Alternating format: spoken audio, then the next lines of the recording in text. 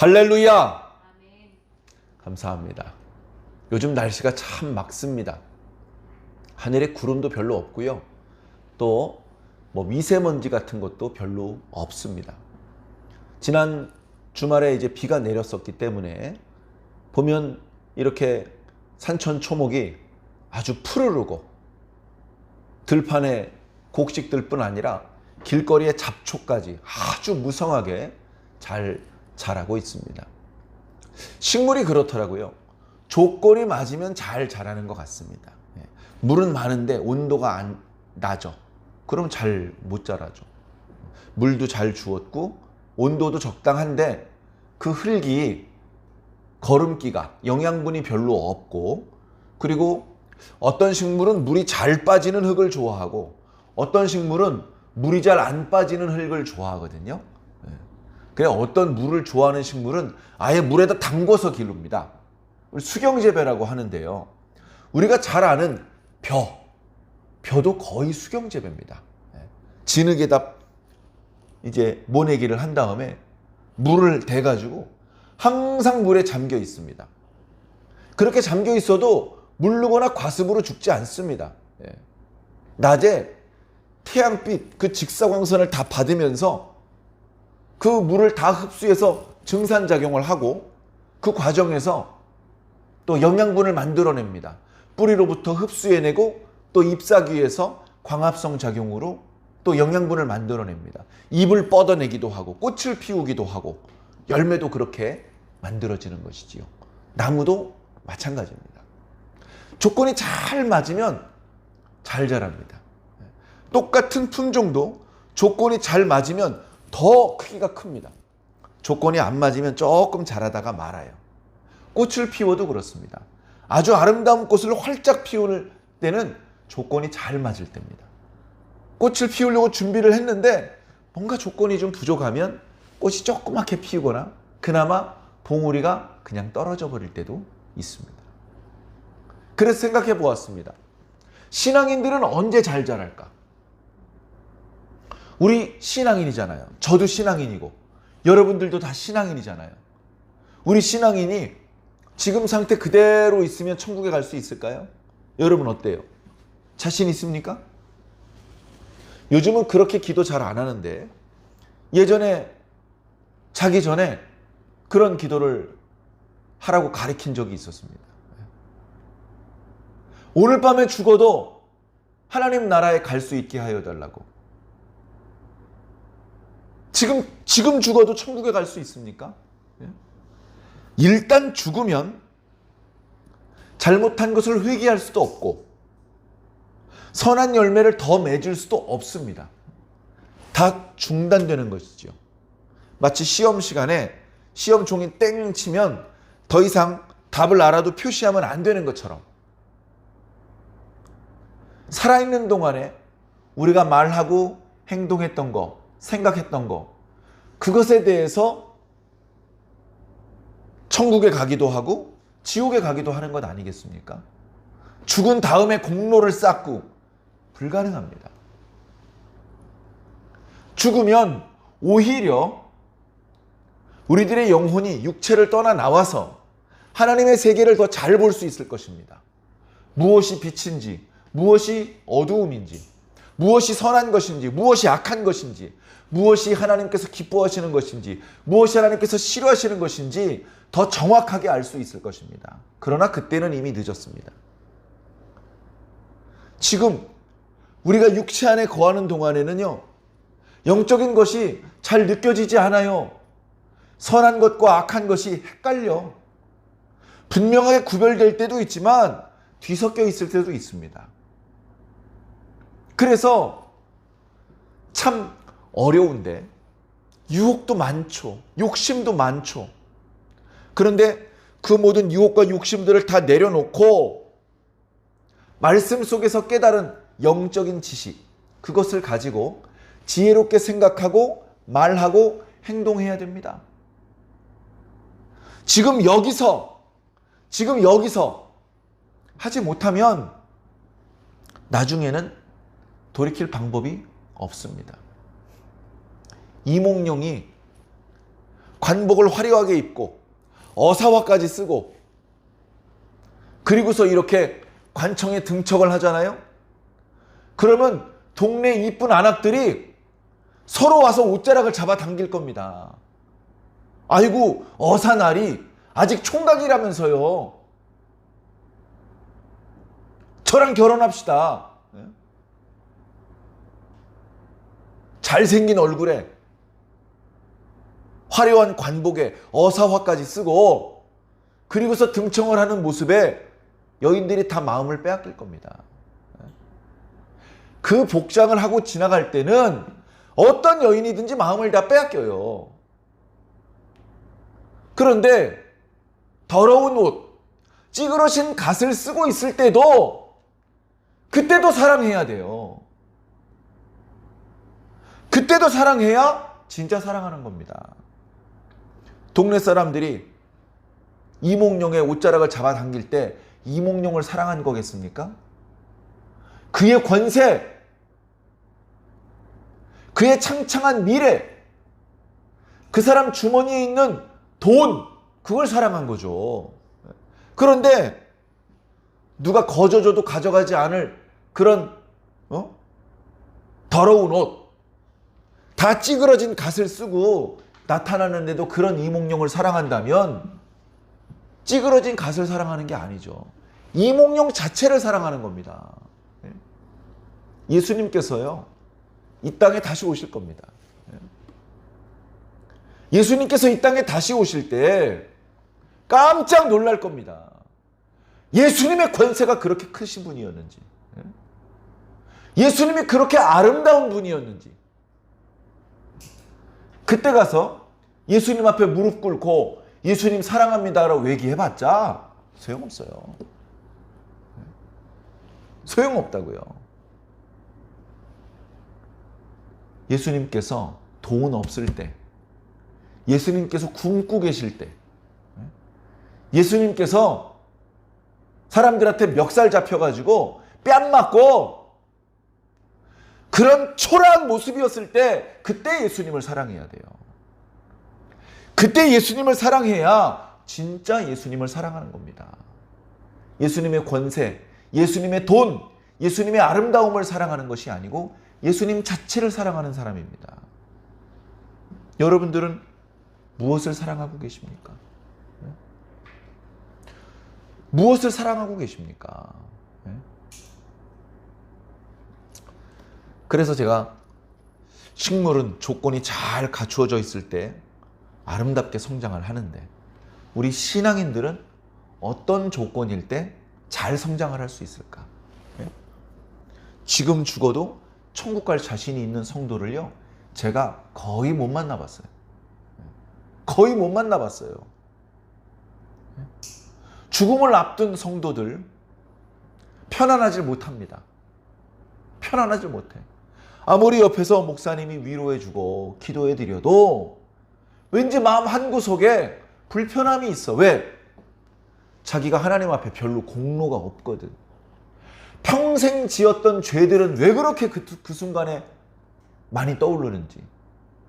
이대로 죽었다간 천국에 못 갈 것 같은 왠지 모를 불안함과 두려움이 있는 거예요. 죽음 앞에 당당하지 못한 거예요. 왠지 시간을 좀 더 주셨으면 좋겠는데, 준비할 수 있는 시간이 더 필요한 것 같은데, 아직은 부족한 것 같은데. 다들 그런 마음이시더라고요. 그런 어쩔 수 없는 순간이 오기 전에 지금 아직 움직일 수 있을 때, 아직 완벽하진 않지만 그래도 건강할 수 있어. 건강할 때 뭔가 하셔야 됩니다. 뭔가 하셔야 돼요. 목사님 말씀대로 제가 믿음이 잘 자라지 않는 이유는 조건이 맞질 않아서 그래요. 조건이 안 맞아. 조건이. 네? 목사님 교회 가보니까 내가 정신을 차리고 말씀을 들으려고 하면 그날따라 목사님이 설교를 죽을 쓰고 있네. 그리고 목사님이 설교에 막 불이 붙어가지고 은혜가 폭포수같이 쏟아지는 날은 전날 내가 감기약을 먹고서 너무너무 피곤할 때 어쩌면 이렇게 아다리가 안 맞아도 이렇게 안 맞을 수가 있습니까? 그래서 그런 거예요. 제가 돈이 있을 때는요, 믿음이 없었어요. 믿음이. 그래서 그렇게 헌금을 해야 되는 걸 몰랐어요. 지금은 헌금을 해야 되는 걸 알거든요. 지금 제가 나이 들어서 은퇴하고서 돈도 없고요. 병원 신세 한번 지고 났더니 생활이 빠듯합니다. 어쩌면 이렇게 아다리가 안 맞죠? 옛날에 제가 목소리가 좋을 때는요, 제가 형편없는 불신자였어요. 근데 제가 이제 예수님 영접했거든요. 회개하고 주님 뜻 안에 살려고 하는데, 지금은요, 예전에 그 아름다운 목소리 다 날아갔어요. 다 목이 콱콱 쉬어가지고 이 목소리로 노래를 억지로 부르면 듣는 사람 불편해요. 참 아다리가 안 맞죠? 조건 핑계 대지 마라. 조건. 아다리가 안 맞는다는 소리 하지 마. 기도하기에 최적의 장소가 어디 있고 무슨 예배드리기에 최적의 시점이 어디 있습니까?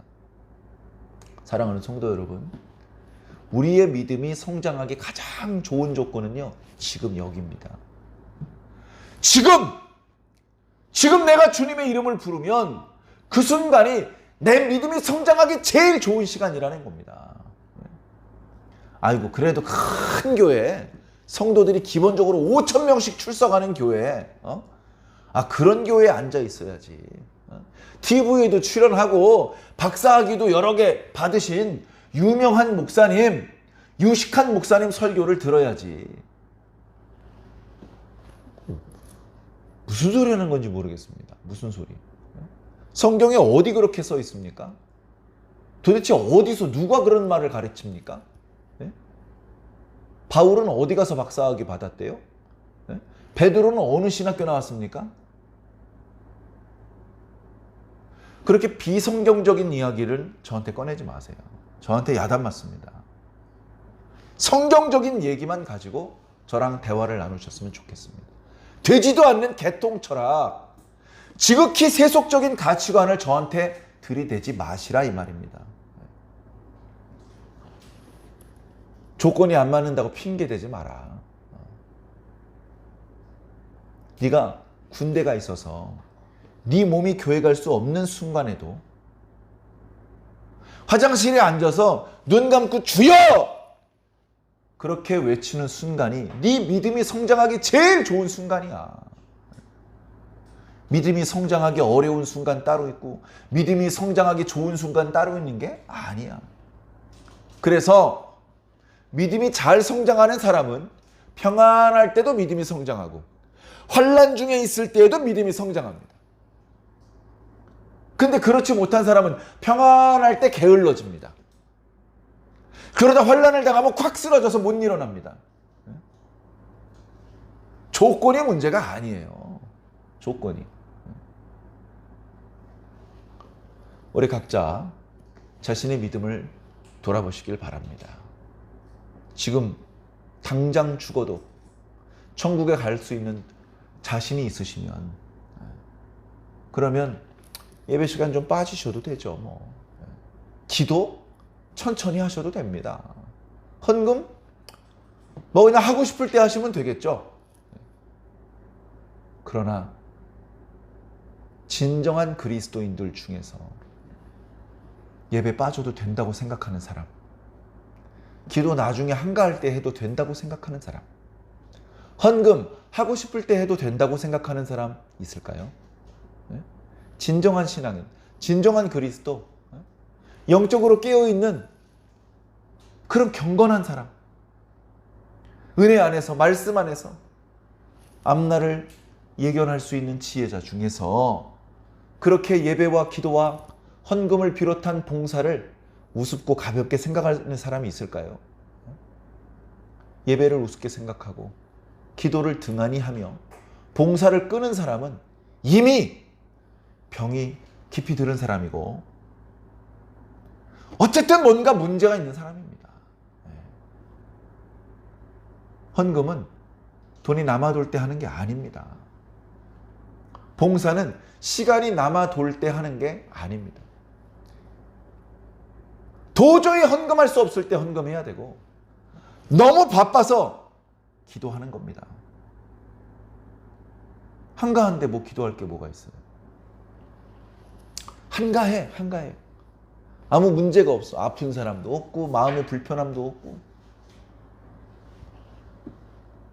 뭐 금식할 필요가 있습니까? 뭐 목사님한테 예배 좀 봐달라고 부탁할 필요가 있습니까? 내가 지금 자신이 없어. 내가 지금 약해져 있어.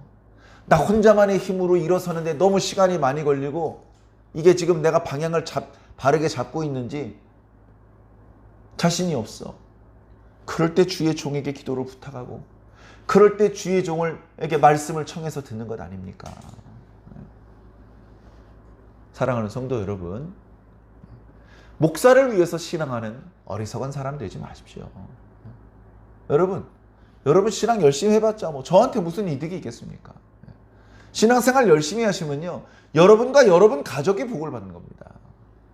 그렇지 않습니까? 저는 왜 신앙 열심히 합니까? 저하고 저희 가족이 복 받으려고 하는 거예요.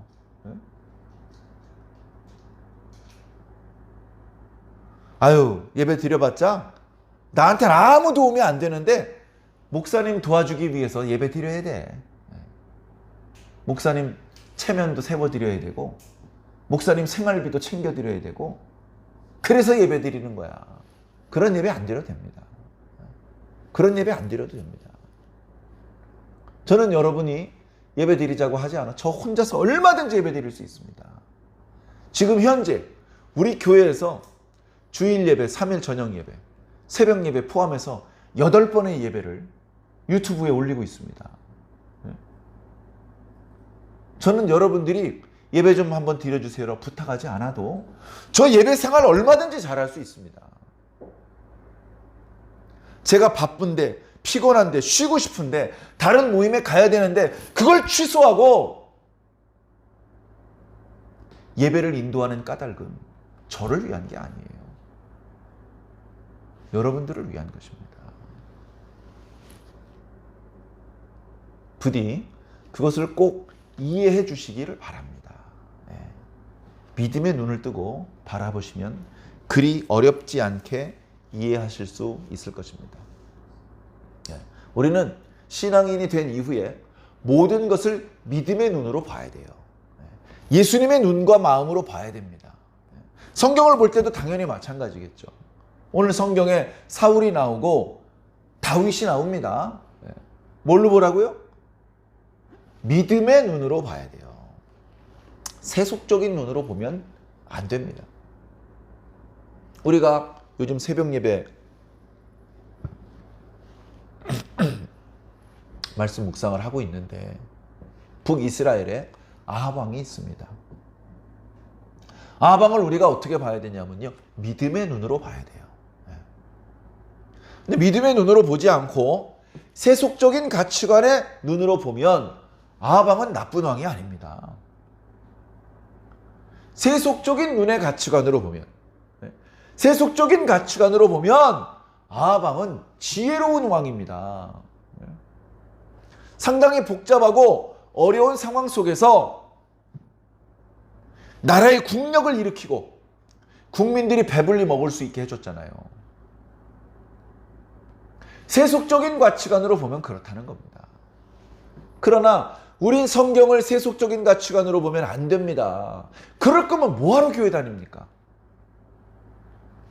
우리는 믿음의 눈으로 성경을 보아야 됩니다. 교회 다니는 이유, 신앙을 좋아지게 하기 위해서. 신앙이 좋아진다는 것은 무엇입니까? 믿음의 눈으로 볼 수 있는 힘이 강해진다는 것이죠.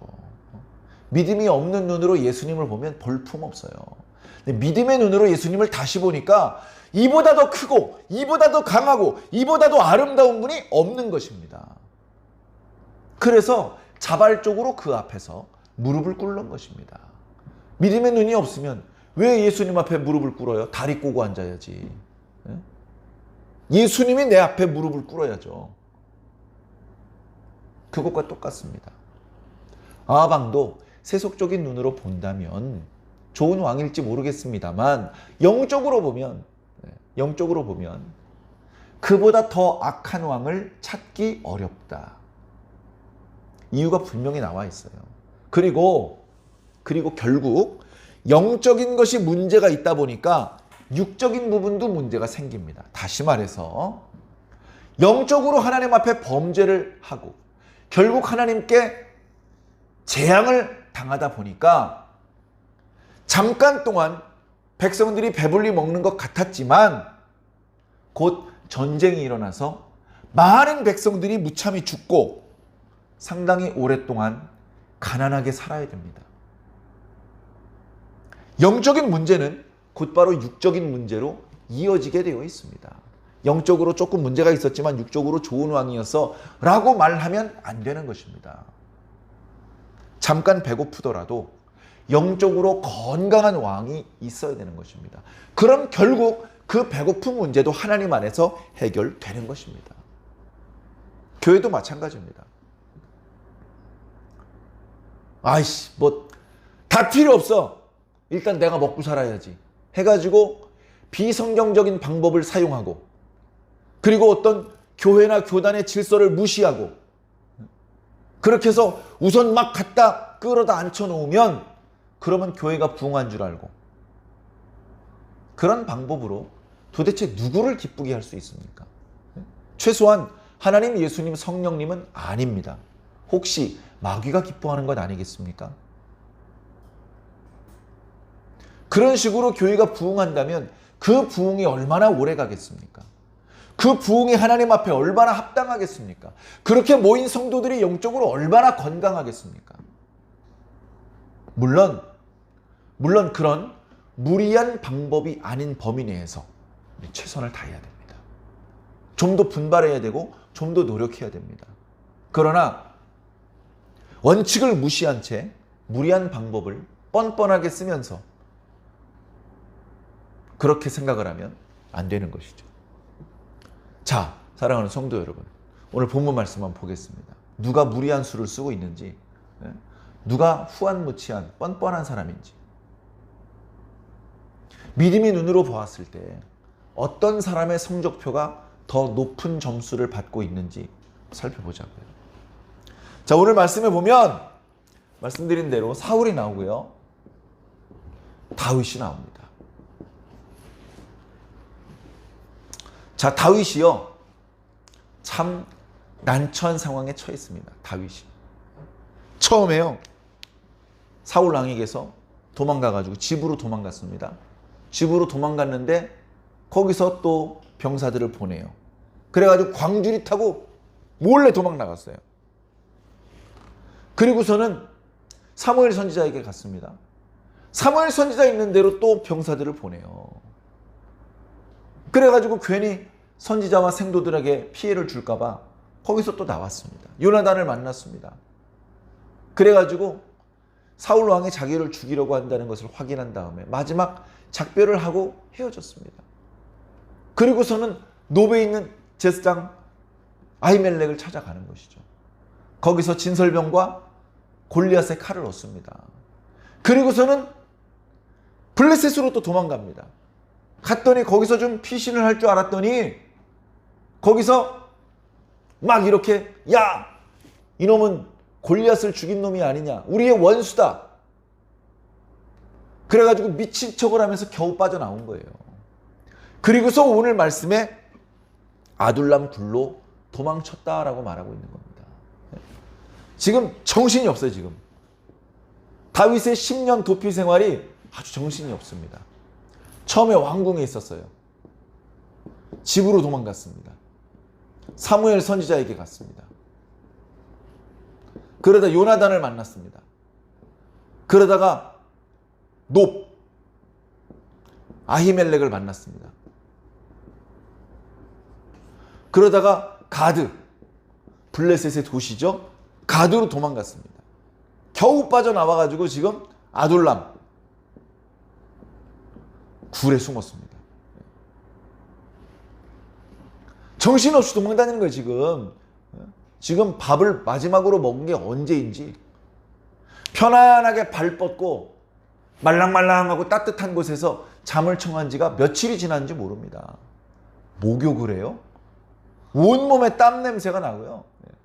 지금 그런 걸 생각할 수 있는 여유가 없습니다. 일단은 살아야 되기 때문에. 상대는 통일 이스라엘을 다스리고 있는 왕입니다. 그에게는 막강한 군사력이 있고 돈이 있고 많은 신하들이 있고 그리고 사방에 깔려있는 정보원들이 있습니다. 그 사이에서 들키지 않고 목숨을 유지하며 산다는 것이 쉬운 일이 아닙니다. 자, 아둘람 굴로 갔을 때 오늘 말씀해 보니까 친족들이 소식을 듣고 다윗에게 옵니다. 그렇죠. 지금 다윗을 죽이려고 할 판에 다윗의 형들은 살려주겠습니까? 다윗의 아버지는 살려주겠습니까? 잡아가지고 다윗 당장 나와서 내 앞에 무릎을 꿇지 않으면 네 아버지를 죽이겠다. 이러고 나올 거 아닙니까? 그래가지고 다윗이 도망가기 시작했을 때 사람들이 빨리 도망가시라고. 그래가지고 다윗의 가족들도 다 도망다닐 수밖에 없었어요. 다 도망다닙니다. 그러다가 소식을 듣고 다윗이 있는 곳으로 몰려들어요.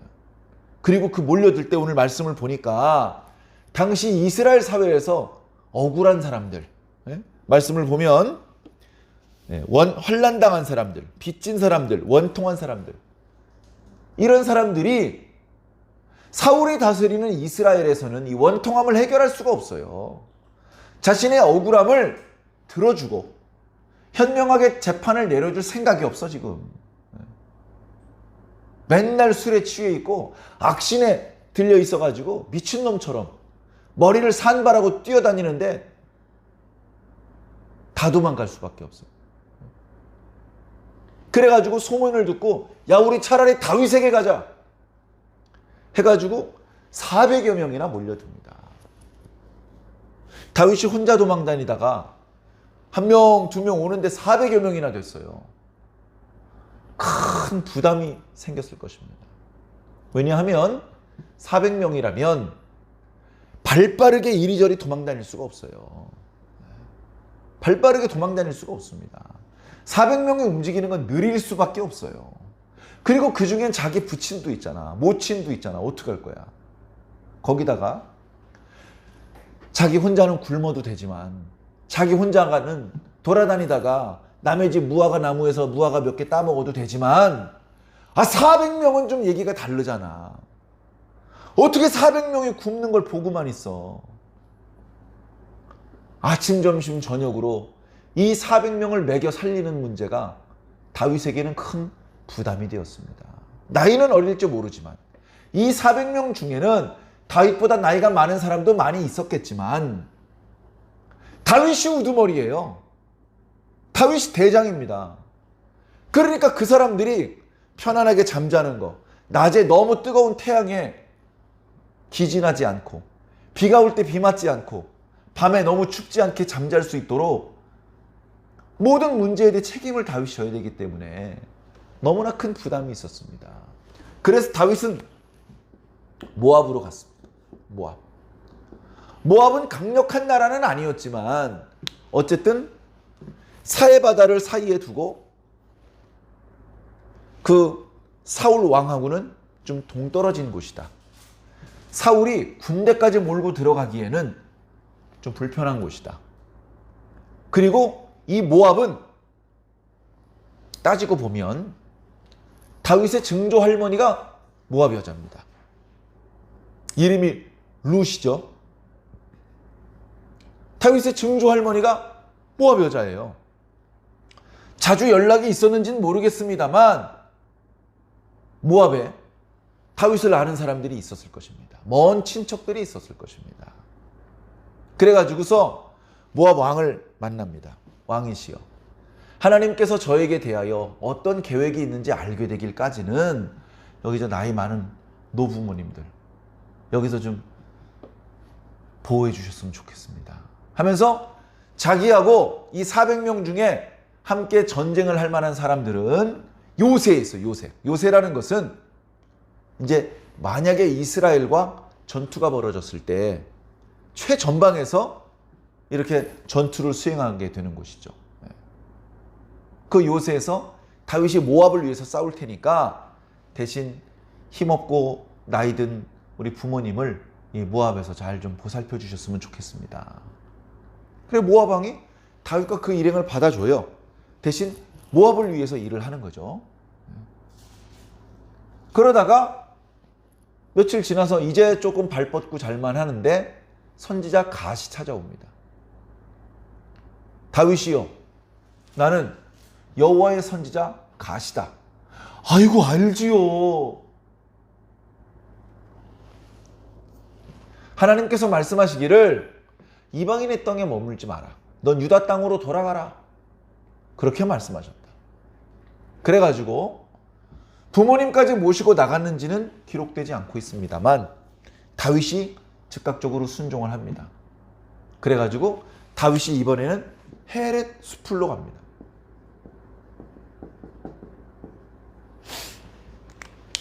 오늘 말씀 여기까지죠. 그 다음에 이제 뭐 이렇게 그일라를 통해서 계속 이제 또 돌아다닙니다. 한 군데 머물러 있으면 그러면 사울의 포위망이 좁혀올 때 도망을 갈 수가 없잖아요. 위험한 상황을 만날 수도 있기 때문에 조금 이제 좀 자리 잡고 조금 이제 편안해졌다 싶으면 이동을 해야 되는 거예요. 10년을 그렇게 살았습니다. 자, 다윗이 지금 10년을 도피 생활을 하는데 여기까지 왕궁을 나와서 헤렛 수풀에 도착할 때까지를 일기라 그럽니다. 일기. 학자들끼리 연구를 한 거예요. 다윗이 이쪽으로 갔다 저쪽으로 갔다 계속 추적을 하거든요. 그래서 여기서 무슨 사건이 있었고 저쪽에서는 어떤 사건이 있었는지 다들 이렇게 연구를 합니다. 그래서 제1기가 여기 헤렛 수풀에 올 때까지예요. 그리고 그 다음부터 2기가 시작되고요. 3기는 이 10년 도피생활 끄트머리에 하나님께서 이 유다 땅을 떠나지 말라고 하셨는데 어쩔 수 없이 정말 여러 가지 방법으로 방법을 찾으려고 했는데 도저히 안 되니까 할 수 없이 블레셋 땅으로 다시 망명을 떠납니다. 무리들 한 600여 명을 데리고. 거기서 있는 1년 8개월 정도의 기간을 3기로 봅니다. 자, 그 중에서 1기는요, 어떤 상황이냐면요. 다윗이 여유가 별로 없어. 여유가 없어. 그냥 두려운 마음에 정신없이 도망다니느라 바빠요. 어떤 치밀한 계산이 없어. 내가 선지자를 만나야지. 내가 제사장을 만나야지. 거기서 며칠 있다가 그 다음에 누구네 집에 가야지. 이런 계산이 없어요. 정신없이 도망다니는 거예요. 정신없이. 그런 기간이 처음에 있었어요. 그래서 거기까지를 일기라고 보는 거예요. 근데 여기 헤렛 수풀에서부터는 그렇게 허둥대질 않아요. 안정돼요. 안정. 여기서부터는요, 다윗이요, 안정을 찾습니다. 안정. 문제가 생겨도요, 먼저 하나님 앞에 기도할 수 있는 여유가 생깁니다. 도망치죠, 그 이후에도. 그러나 도망치기에만 급급해서 허둥대지 않습니다. 도망치는 중간중간에 좋은 일도 많이 합니다. 전혀 다른 모습을 보입니다. 자, 그런가 하면 사울을 한번 볼까요? 사울. 자, 다윗이 애굽 땅에 갔다가 모압 땅에 갔다가 다시 유다 땅으로 들어왔어요. 그 소식을 이제 사울도 들은 거야. 사울도 들었는데 정확하게 유다 땅 어디 있는지는 몰라요. 그 신하들을 모아놓고 자기는 높은 곳에 앉아가지고 호통을 치는 겁니다. 여봐라! 야, 다윗이 니네들한테 논과 밭을 주고 영의정 2조 판서 관직 내려줄 것 같아? 야, 다윗이 왕이 되면 너희 베냐민 사람들은 다 숙청이야. 감옥이야, 감옥. 전부 유다 사람들이 장관을 할 거라고. 너희들 그런데도 나를 안 도와줘? 지금 내가 이렇게 다윗을 찾고 있는데 다윗이 아무 두려움도 없이 블레셋에 갔다가 모압에 갔다가 또 유다로 들어왔다 그러는데 도대체 다윗이 어디 숨었는지 아무도 고발을 안 하니 니들 내 편 아니고 다 다윗 편 아니야? 이렇게 뭐 호통을 치는 거예요. 다윗이 누굴 만나는지 아무도 나한테 고발을 하지 않으니 오늘 밤 다윗이 나를 습격을 해도 너희들 나를 지켜주지 않겠네? 지금 사울의 눈이 뒤집혀져 있습니다. 눈깔이 뒤집어져 있다고요. 신하들이 고개를 숙이고 있다가 이렇게 삐끔 얼굴을 들고 왕의 얼굴을 봤더니 눈동자가 없어. 눈동자가 없어. 지금 그런 상태란 말이에요. 그런 상태. 자, 그런 상태인데 왕이 다윗의 행방에 대해서 고발하라고 하니까 거기에 이제 도액이라는 사람이 있었어요. 도액이라는 사람은 원래 이스라엘 사람은 아닙니다.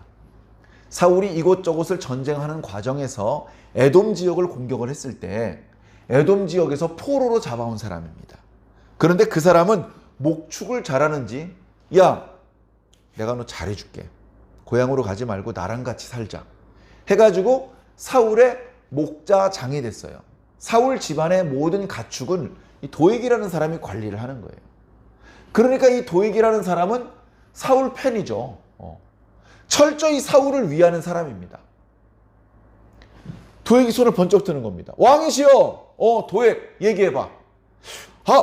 왕이 말씀을 듣고 보니까 얼마 전에 다윗이 노베에서 아히멜렉 제사장을 만나는 걸 제가 본 적이 있습니다.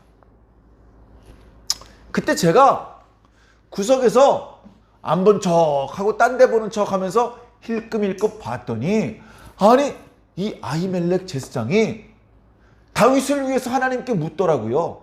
기도를 하더라고요. 그리고 거기서 제사장이 다윗에게 양식도 주고 무기도 주는 걸 제가 봤습니다.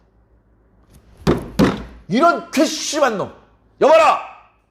얼른 노브로 가서 아히멜렉과 그 마을에 살고 있는 제사장들을 다 데려오도록 해라. 그래서 제사장들을 다 데리고 왔습니다. 지금 현재 아히멜렉이라는 사람이 수장이에요. 아히멜렉이라는 수장. 자, 이 아히멜렉이 누군지 잠깐 설명을 드리면, 자 이쪽에다 쓸까요? 옛날에 사무엘상 1장에 엘리 제사장이 나오죠. 엘리 제사장. 엘리 제사장의 자녀의 제사장을 누가 맡고 있었냐면 홈리와 비느하스가 맡고 있었습니다. 홈리와 비느하스. 그런데 이 홈리와 비느하스는 하나님께서 보실 때 불량한 자, 하나님의 제사를 멸시하는 자라고 책망하고 계셨습니다. 그런 상황에 이스라엘과 블레셋 사이에 전쟁이 벌어졌고 패전했던 이스라엘 사람들은 언약궤를 들고 나갈 생각을 했습니다. 그때 홈리와 비느하스가 언약궤를 메고 현장에 갔었죠. 그러나 언약궤가 있음에도 불구하고 이스라엘은 더 크게 패했고 더 많은 이스라엘 사람들이 죽었습니다. 그 자리에서 홈리와 비느하스도 죽었습니다. 언약궤를 빼앗겼습니다. 그 소식을 듣자 엘리 제사장이 그날 죽었습니다. 비느하스의 아들이 있겠죠? 비느하스의 처가 있을 거 아닙니까? 처가 아이를 낳는데요. 아이의 이름을 이가봇이라고 줬어요. 이가봇이라고. 이가봇이라는 말은 하나님의 영광이 떠났다라는 뜻입니다. 이가봇. 그런데 비느하스에게는 이가봇 이외에 다른 아들이 이미 있었나 봐요. 그 아들 이름이 아히두입니다. 그리고 그의 아들이 아히멜렉입니다. 그리고 그의 아들이 아비아달입니다. 자, 이렇게 지금 이야기가 흘러가는 거예요. 지금 엘리도 죽었고 홈리와 비나스 죽었는데 아히두브는 나이가 많아서 지금 더 이상 제사장 일을 하지 못하고 아히멜렉이 제사장 역할을 하고 있어요. 그리고 이 주변에 이 홈리의 자식들과 비누아스의 다른 자식들과 제사장의 가문이 있겠죠. 그 사람들이 노비라는 곳에 모여 살았습니다. 실로가 망가지고 나서 언약궤가 빼앗겼지만 노비라는 곳으로 옮겨서 그곳에 제단을 설치하고 그곳에다가 장막을 설치하고 거기서 제사도 드리고 하나님 앞에 순금 등잔대와 또 떡상을 운영을 했던 것 같습니다. 자, 이런 상황에 이제 아히멜렉이에요. 자, 불러오라고 했더니 여기 있는 사람들을 다 불러왔겠죠. 그래가지고 왕이 오라니까 갔습니다. 처음에는 자기가 죽으러 가는지 몰랐을 것입니다. 왕이 근데 첫 마디가 뜨끔한 질문을 합니다. 듣는 순간 아히멜렉이 야, 이거 큰일 났구나. 이거 뭔가 단단히 잘못되고 있다. 그렇게 느꼈을 겁니다. 사울이 뭐라고 말을 하냐면 너는 어찌하여 이새의 아들과 공모하여 나를 대적하고 다윗에게 떡과 칼을 주었으며 그를 위하여 하나님께 물었느냐. 다윗은 나의 대적인데 너는 다윗을 도왔으니 너도 나의 대적이다. 이렇게 된 겁니다. 다윗이 사울의 대적이 된 것을 아히멜렉 제사장은 이날 처음 알았어요. 에? 다윗이 왕의 대적이십니까? 지금 아히멜렉의 말이 그거예요. 14절에. 아니, 왕의 모든 신하 중에 다윗같이 충실한 자가 누구이은지요? 그는 왕의 사위도 되고 호위대장도 되는데 왕실에서 존귀한 사람 아닙니까? 제가 다윗을 위해서 기도한 게 이번이 처음입니까? 전에는 아무 말씀 안 하시더니 왜 갑자기 이러십니까? 네? 왕이시여, 부디 저와 저희 가문에 아무 책임도 묻지 마십시오. 지금 갑자기 다윗이 왕의 대적이 된 일에는 저는 아무것도 아는 게 없습니다. 그렇게 얘기를 했습니다. 그래? 아, 너 몰라서 그런 거구나. 너에게 죄가 있지만 몰라서 그런 거니까 너에게는 가벼운 벌만 내리겠다. 뭐 요 정도로 넘어갔으면 그럭저럭 우리가 이해를 할 수 있을 것입니다. 사울이 뭐라 그래요? 아니다. 너와 네 아비의 가문은 오늘 다 죽을 것이다. 라고 얘기를 하는 거예요. 제 말이 맞잖아요. 지금 사울은 눈동자가 없어요. 눈이 뒤집어져 있다고요. 정상적인 사람이 아니에요. 이스라엘에서 가장 위험한 존재, 미치광이란 말이죠. 옆에 있는 호위병들한테 얘기를 합니다. 여봐라! 어서 저기 있는 저 여호와의 제사장들을 칼로 쳐서 죽여라. 왜냐하면 저놈들은 내 대적과 공모했고 내 대적에게 양식과 무기를 공급해 주었으며 다윗이 도망치는 것을 나에게 보고하지 않았기 때문이다. 그랬는데요. 호위병이 왕의 불호력이 떨어졌는데도 안 움직입니다. 왜? 아니, 여호와의 제사장을 죽이면 어떤 진노가 쏟아질지 모르는데 서로 눈치만 보고 안 죽이는 거예요. 그러니까 왕이 아까 고발했던 도액이라는 사람이 있었죠.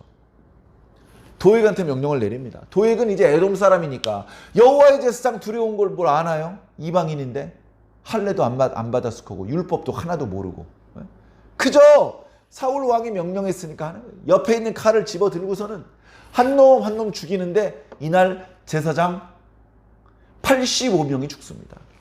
아히둡도 죽고 아히멜렉도 죽습니다. 무슨 잘못을 했습니까? 아비아달 한 명이 도망왔어요. 어디로 왔어? 다윗에게 도망온 거예요. 다윗에게 도망와. 와가지고 이때는 아직 젊었을 때죠. 이 아비아달 제사장이 나중에 솔로몬 때까지 제사장을 합니다. 다윗이 고난을 당할 때 늘 곁에 있었어요. 그런 공로가 있었기 때문에 반역에 참여했는데도 불구하고 죽이지 않았어요. 솔로몬이. 그냥 제사장직에서 파면시키기만 했어요. 그래가지고 사울이 지금 미쳤습니다. 사울이 지금 여호와의 제사장 85명을 다 죽였습니다. 다윗이 그 이야기를 듣고 가슴을 쳤습니다. 아이고, 내가 노베에서 아히멜렉 제사장님 만났을 때 그때 도익이란 사람이 있는 걸 내가 봤거든. 그놈이 언젠간 고자질 하나 싶었다. 야, 어떡하냐. 제사장 85명이 죽은 건 내 책임도 크다. 그러나 아비아달, 나에게 잘 봐주었다. 나를 죽이려는 자와 너를 죽이려는 자가 같은 사람이다. 나와 함께 있으면 네 생명이 보존될 것이다. 그렇게 얘기를 해주었죠. 자, 보세요.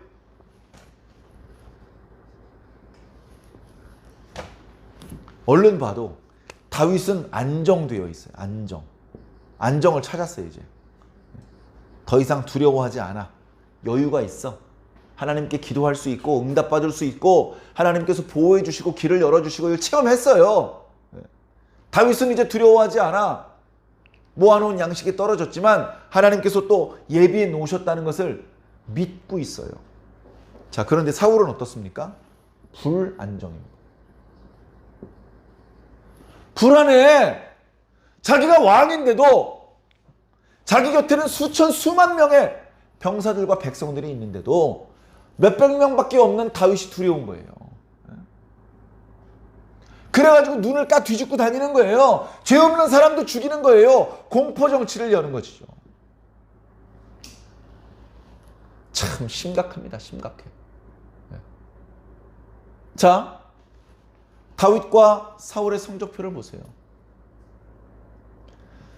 다윗은요, 너무나 많은 것을 얻었어요. 자, 빨간색으로 한번 표시해 볼까요?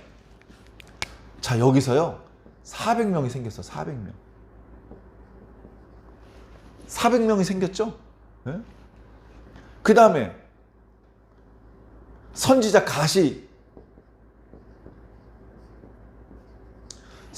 갓을 통해서 코치를 받고 있습니다. 그러니까 이 선지자들은요 사울 편이 아니에요. 다윗 편입니다. 이 갓은 틀림없이 사무엘 선지자 밑에서 배우고 있었던 선지자였을 거예요. 갓 선지자가 와서 얘기를 합니다. 자, 그 다음에요. 제사장도 생겼어요. 그죠? 이쪽에서 제사장 다 죽이니까 제사장 한 명이 이리 왔잖아요. 네? 다윗은 이렇게 안정되어 가고 있어요. 두렵지 않아요. 그리고요, 민심. 백성들이요, 사울 왕, 그 미친 영감이야. 다 소문이 났어요. 백성들이 사울에 대해서 욕을 해요. 그 찰싹 달라붙어서 아부를 하는 사람을 빼고는 전부 다 마음으로는 다윗 편인 거예요. 다윗 편. 그러니까 백성들의 마음도 사울 편이 아니고 다윗 편인 거예요. 사랑하는 성도 여러분, 이 다윗과 사울의 이야기를 통해서 우리 자신을 돌아보시기를 부탁을 드립니다. 내 성적표는 지금 어떤 상황인가? 나도 아브라함의 자손인데도 불구하고 미쳐 돌아가고 제사장을 내 손으로 죽이고 그런 악역을 맡고 있는 것은 아닌가? 스스로 계속 점검해 보셔야 돼요. 점검해 보셔야 돼요. 직접적이든 간접적이든 악한 일에 참여하지 않을 수 있도록 노력하셔야 됩니다. 깨어 있으셔야 됩니다. 정신 바짝 차리지 않으면요, 악한 일에 참여하게 돼요.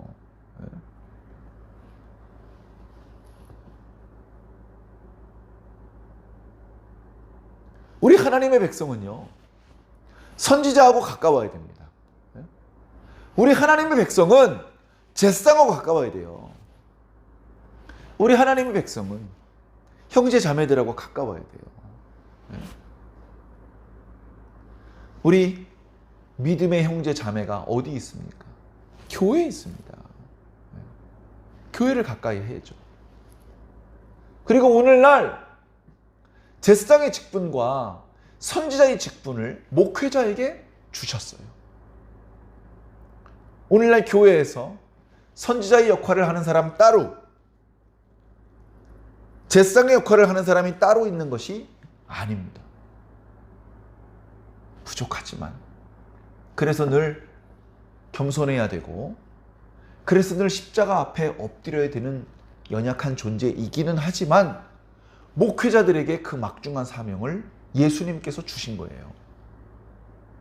우리 그리스도인들이 가까이 해야 될 제사장, 우리 그리스도인들이 가까이 해야 될 선지자, 오늘날로 말하면 목회자입니다.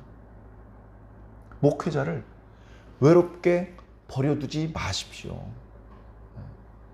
아이고, 목사님 바쁘실 텐데, 목사님 피곤하실 텐데, 내비둬. 연락하지 마. 그 병원에 입원했는데도 연락을 안 해주고, 무슨 잔치가 있는데도 연락을 안 해주고, 그게 목사를 위하는 일입니까? 믿음의 눈으로 보지 않으면 그런 식의 생각을 할 수도 있더라고요. 믿음의 눈으로 보셔야 됩니다. 성경에 보면요, 너희는 여호와로 쉬지 못하시게 하라 라고 기록하고 있어요. 그거는 불경한 것입니까? 네? 아니요. 하나님을 쉬게 만드는 게 불경한 겁니다. 하나님을 쉬지 못하시게 하는 성도가 잘하는 성도입니다. 목사님을 쉬지 못하게 하십시오. 어느 교회 성도든 마찬가지입니다. 자기를 위해서 기도하는 목사님이 쉬지 못하게 하셔야 됩니다. 계속해서 기도하게 만드셔야 되고, 계속해서 말씀을 준비하게 만드셔야 됩니다. 여러분들 예배당이 쉬게 만들면 안 됩니다.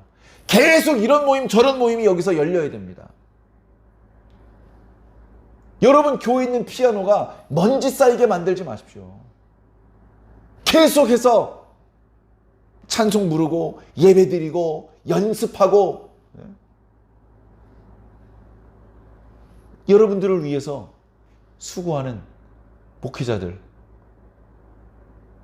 놀리지 마시라고요. 일 좀 시키세요. 계속해서 기도 부탁하시고요. 계속해서 예배 부탁하세요. 그걸 하는 성도가 제대로 된 성도입니다. 그걸 못하는 성도는 어딘가 부족한 성도입니다. 사랑하는 성도 여러분, 나름 잘하고 계시지만 아직 2% 부족합니다. 아직 부족한 부분이 있어요. 계속해서 채우셔야 돼요. 계속해서. 가만히 계시지 말고 계속해서 채우셔야 됩니다. 채워지기를 사모하고 노력하고 기도하면 하나님께서 채워주십니다. 자기 스스로 다윗이 400명을 끌어모았습니까? 사방에 전화해가지고 야, 나 좀 도와줘. 일로 좀 와. 그렇게 해가지고 모인 겁니까? 아니에요. 400명도 자기 발로 왔고요. 선지자도 자기 발로 왔고요. 제사장도 자기 발로 온 겁니다.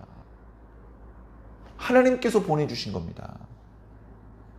사랑하는 성도 여러분, 어려운 일이 있을 때 뒤늦게 후회하지 마시고 미리미리 주의 종과 좋은 관계, 아주 가까운 관계가 되시길 바랍니다.